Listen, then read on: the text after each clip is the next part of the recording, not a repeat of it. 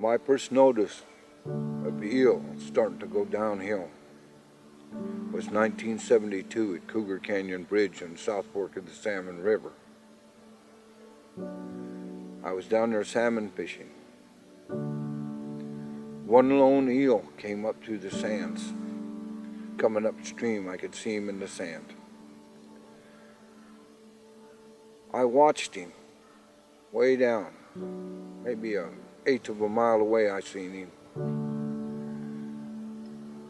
He came up, swam under the bridge. I followed him for another half mile or so, not knowing why. He disappeared into the deep water. That was the end of my journey with him. But when I got back to camp, I thought about this, and I thought about it. And I wondered why the Creator showed me that one lone eel. And it dawned on me why. I always wondered, did I see the last one in the South Fork of the Salmon River?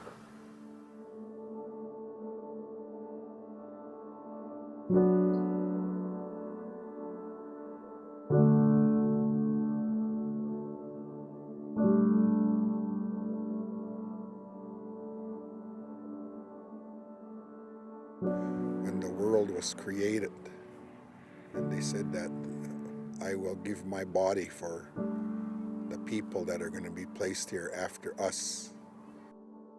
They gave themselves up so that we could live on this world.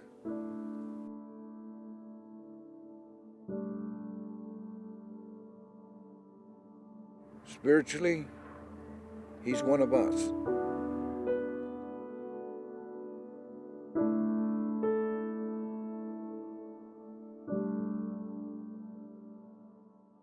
People would go, oh yeah, I remember seeing, there used to be so many lamprey in the Umatilla that they would literally plug up diversion screens. There was just so many of them.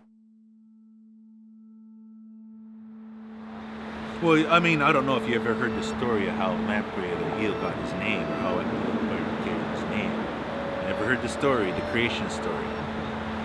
Creation story is this, Lamprey was a gambler, okay? He was a gambler.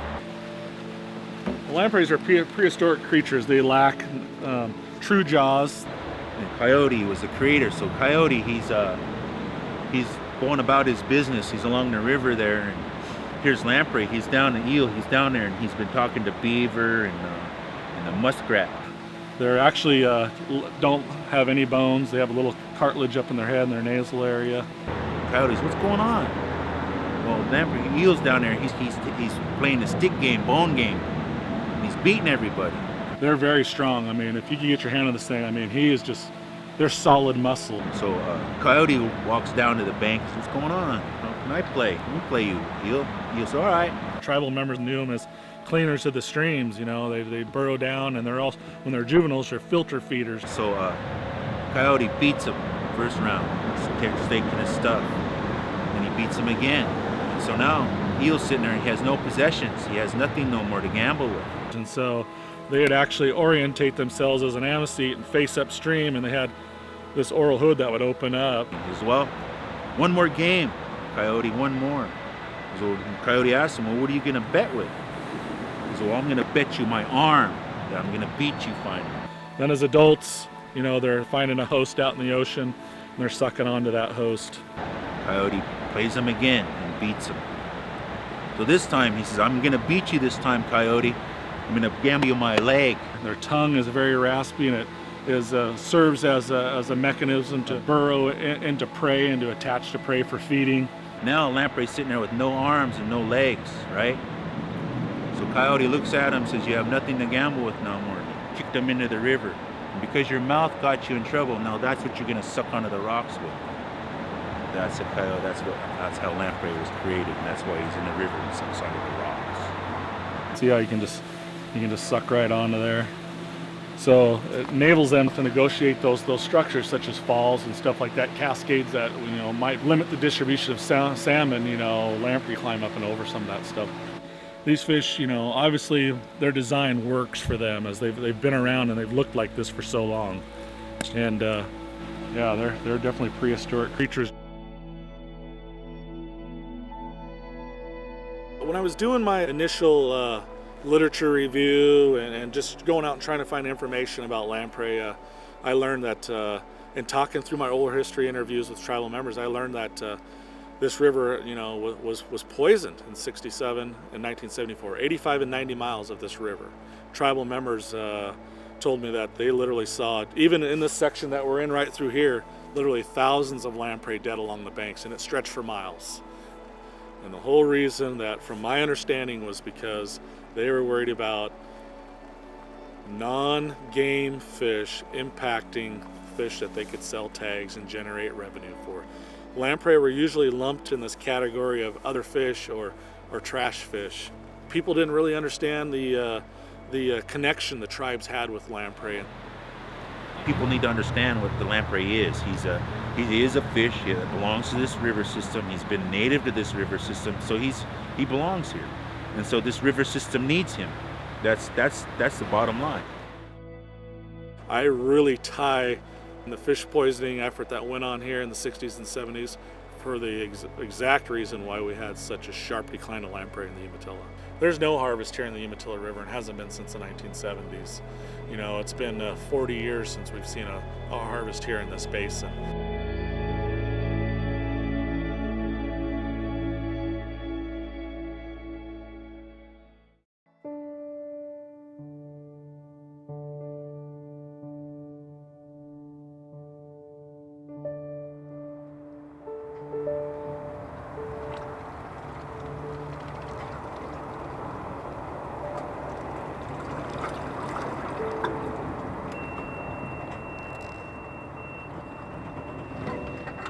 The tribes used to harvest lamprey in their respective areas, and because of the way the decline's going, we've lost those harvest opportunities in the tributaries. Of course, the major fishing site for the tribes was Celilo Falls, and that was inundated with the construction of the Dalles Dam. So we're now forced to go to our mainstay, our only place that we can really go is Willamette Falls to get any kind of numbers of lamprey.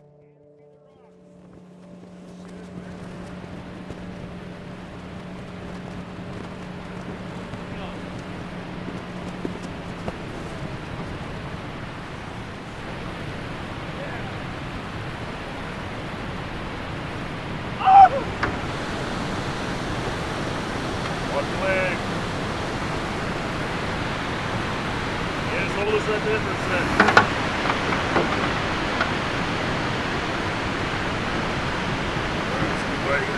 You set them down below on a rock right here. There's only a few of us that really get to go down there and harvest at Willamette right now, and but we're down there harvesting for our community, so we can have that reconnection with our culture and our heritage and the spirit of the lamprey. These fish play an important role, and not just to the ecosystem, but play an important role in our life and our culture.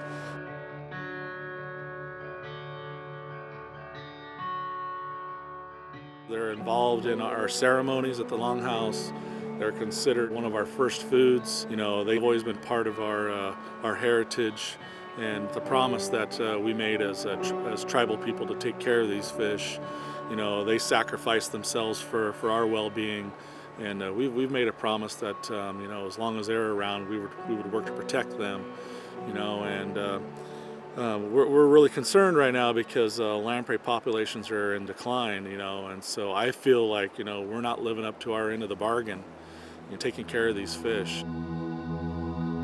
It's something that's people my age really don't understand because they haven't always been around, and it's people that are generations that are ahead of me and that are older than me that understand their importance.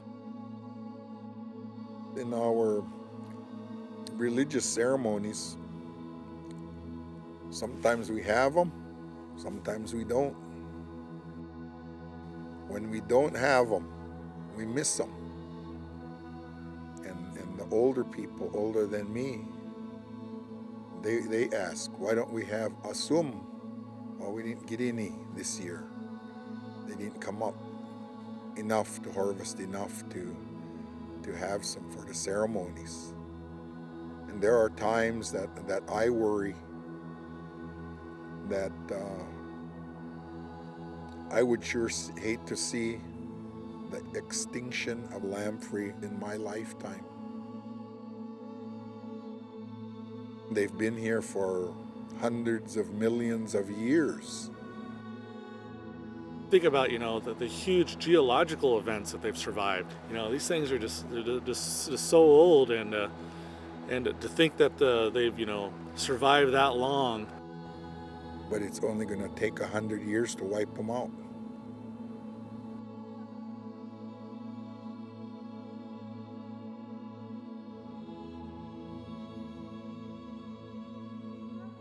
It's just the whole being of the animal himself.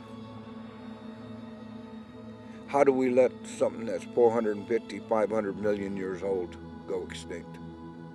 Shame on us, the whole bunch of us, for not paying attention to what was going on. I think that a lot of times we put a price on everything, and it's the price that we put on our resources that drives the plan as whether we're going to protect it or not protect it. Our people believe that everything is connected, and whatever happens to one form of life will affect the other forms of life. People better realize what they're doing, because we are a big family. We are the circle. That's what life is about. We take care of one another. So when we have someone in trouble, that's where the rest of us have to step in.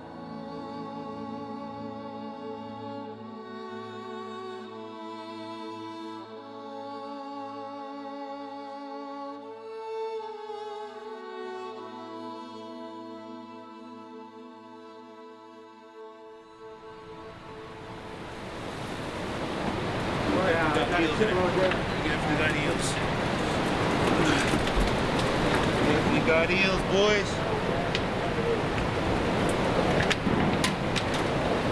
Okay. 6, 6, 7, 7, 8.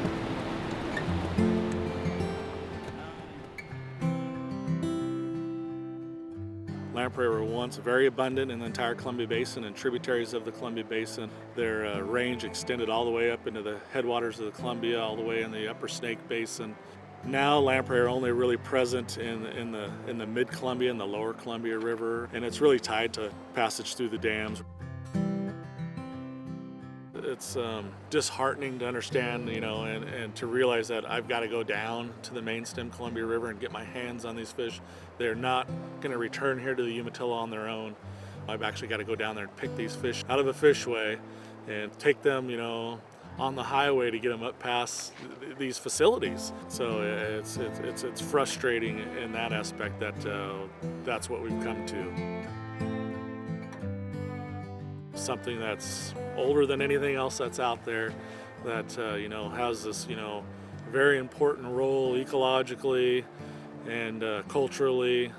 And here you see all this work that's going on for salmon. It's like, wow, we're spending millions and millions of dollars and ignoring lamprey. It drives the message home that the tribes are going to have to be in the driver's seat on this stuff. We're going to have to be the ones making the rubber meet the road.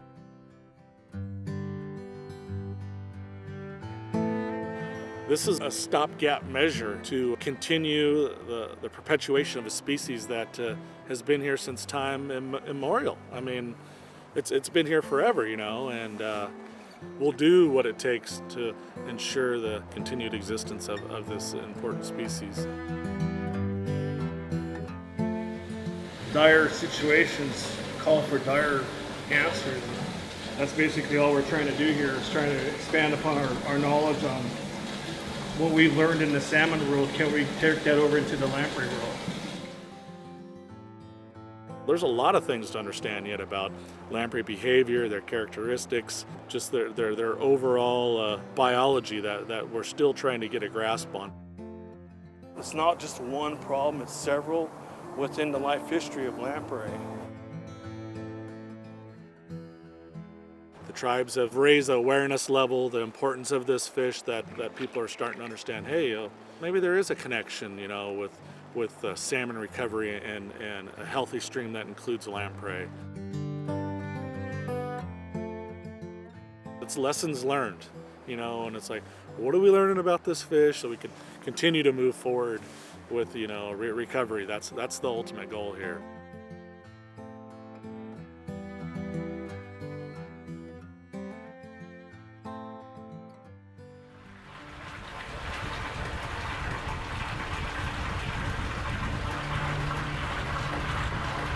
They amaze me. They are amazing creatures. They just, my brother eel's cool. He just flat cool. Now when I lift this up, you take a good look at his body. This is one of the things that always amazes me. How they can swim straight backwards, I don't know. I can't figure it out. But that's not for me to know. Okay? It's just one of those things. This is the Nez Perce Tribal Hatchery. These are the holding tanks that we use. We're right in the middle of the Nez Perce Reservation, and this is where we bring eel. That's my way, out you are. I got that.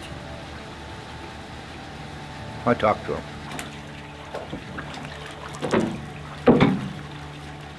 I was telling him good morning. Asked him how he was. Okay? You want to see him? There he is. There he is. You want to meet my friend?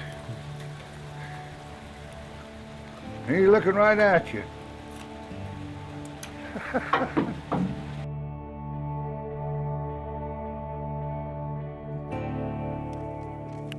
Right now, what we have going with the Nez Perce, we started about 6 years ago. We started what we call the Translocation program. A lot of people call it low budget. Myself personally, I call it no budget because we don't have one. We'll go to the dams. We pick the eels up.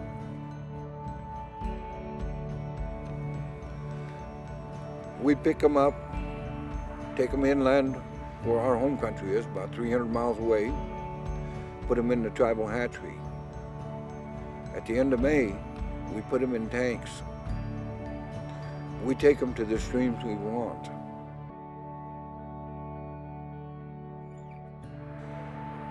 And our rendition of that is not a restoration program. That's to keep alive what is there. There's 40 eels in there. And they're headed for the South Fork of the Salmon down to Cougar Canyon area. And that's where they'll be put into the water. Then it's up to them to do their thing. We've done our part. That's as far as we can take them. And it's always a great pleasure for me to make this part of the journey with the animals. But I can only go so far on their trail. Then it's up to them.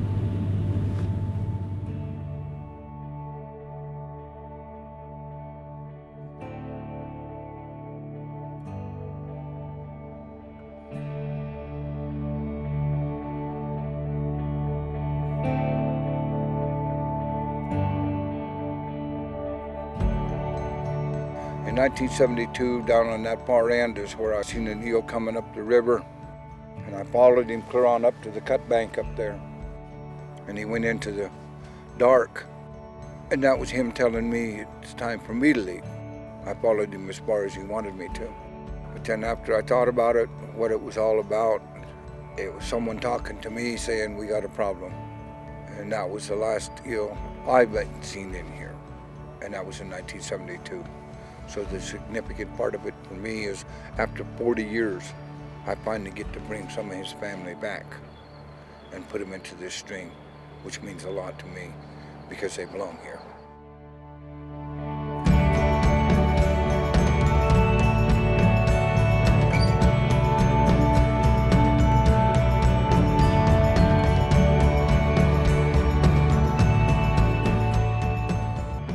It's been a long journey, it's been a long battle. Back when this started, I knew if I said anything, all they would have done was throw me in the bucket as being a rowdy Indian. So we came a long ways. The whole idea of this is for lamprey to come full circle, you know, and not just the Umatilla River, but the Columbia Basin, and not just the Columbia Basin, their entire range. And we're getting those fish and we're placing them right in this prime spawning habitat. We've been out planting lamprey here since 2000. We've been monitoring adult returns. Every year we'd see about 5, 10, maybe 15 adult lamprey return. And this year we had 129 lamprey return in the Umatilla River. It gives us a sense of hope that this might be possible, you know, that we might be going down the right road here to bring lamprey back.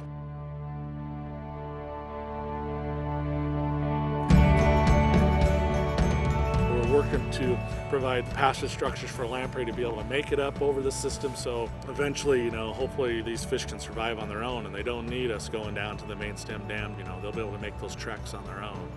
Improvements that we're making here in the Umatilla and improvements that other tribes are doing in other basins in the Columbia, you know, may not be things, you know, that we get to see the benefit of, you know, in our lifetime. I'm working for generations after me. You know, and hopefully my kids' kids or their grandkids will be able to, you know, harvest lamprey here in the Umatilla again at some point.